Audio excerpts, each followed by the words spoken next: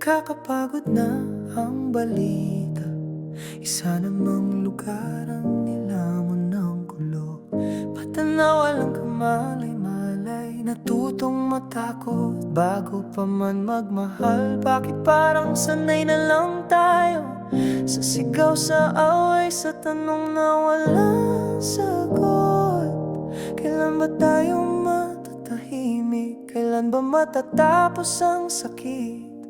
Tahimik na sana, hindi lang sa puso ko, kundi sa buong mundo. Panginoon, pakiusap lang. Huwag mong hayaang tuluyang mabalot ng digmaan. Yakapin mo ang mga di ko kilala, ang mga nawala ng tahanan at pag-asa. Tahimik na sana, ang mundo namin napagod na.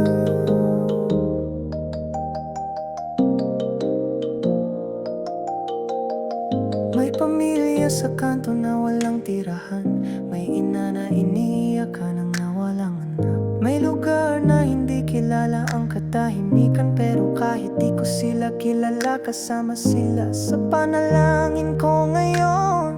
Lord, I know you hear even the prayers spoken in fear. We need peace, not just in headlines, but in every soul, in every lifeline. Tahimik na sana, hindi lang sa puso ko, kundi sa buong mundo. Panginoon, pakiusap lang.